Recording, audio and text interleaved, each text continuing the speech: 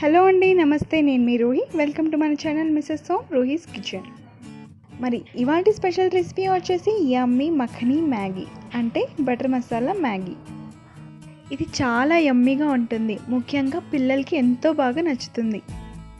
ఎప్పుడు చేసుకునే regular Maggi కాకుండా ఇలా ఒక్కసారి ట్రై చేసి చూడండి.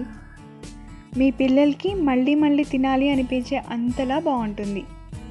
మీరు లేదా మీ పిల్లలు మ్యాగీ లవర్స్ అయితే ఈ రెసిపీని స్కిప్ చేయకుండా పూర్తిగా చూడండి. అప్పుడు మీరు కూడా ఈ రెసిపీని ఇంతే టేస్టీగా చేయొచ్చు.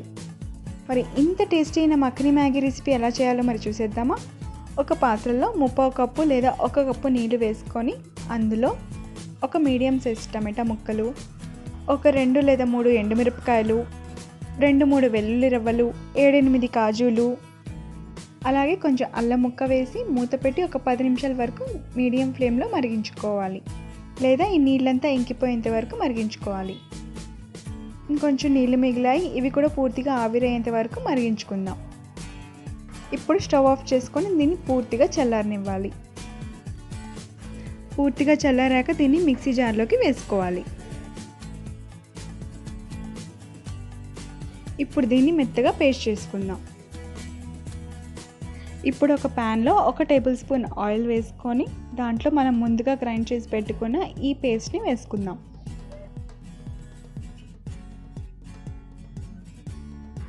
ఇప్పుడు దీంట్లో మ్యాగీతో పాటు వచ్చే మ్యాగీ మసాలా అంటే మ్యాగీ సాచెట్ దీంట్లో వేసుకుందాం.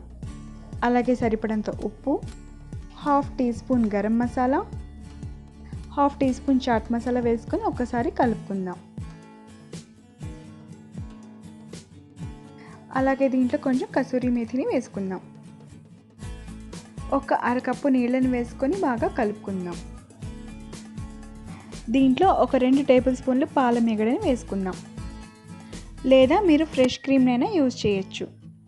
అలాగే 1 టేబుల్ స్పూన్ సాల్టెడ్ బటర్ని వేసుకున్నాను. ఇప్పుడు మూత పెట్టి లో ఫ్లేమ్లో దీన్ని కుక్ చేసుకుందాం. అంతలోపు మనం మ్యాగీ నూడిల్స్ని ఉడకపెట్టుకుందాం.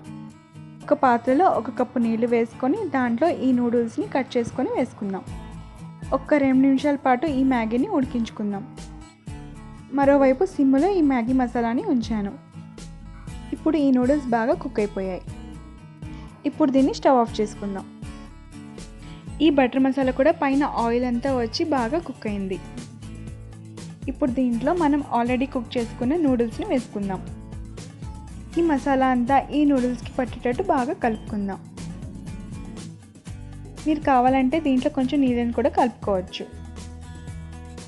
ఈ నూడిల్స్ చల్లారాక ఈ మసాలా అంతా అబ్జర్వ్ చేసుకుంటాయి, అందుకని కొంచెం వాటరీగా ఉన్నప్పుడు మనం స్టవ్ ఆపేసుకుందాం. వేడి వేడి యమ్మీ మఖనీ మసాలా ఇప్పుడు సర్వింగ్ ప్లేట్లోకి తీసుకుందాం.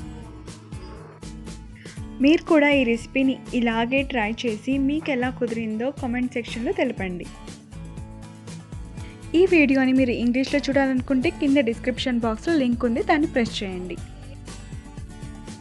ఈ రెసిపీని మీ ఫ్రెండ్స్ అండ్ ఫ్యామిలీస్కి షేర్ చేయండి. మీరు కనుక నా వీడియోని మొట్టమొదటిసారి చూస్తున్నట్లయితే నా ఛానల్ని సబ్స్క్రైబ్ చేయండి. అలాగే పక్కనున్న బెల్ ఐకాన్ని ప్రెస్ చేయండి. మరికొక మంచి టేస్టీ రెసిపీతో మళ్ళీ కలుస్తాను. అంతవరకు ఉంటాను. బాయ్.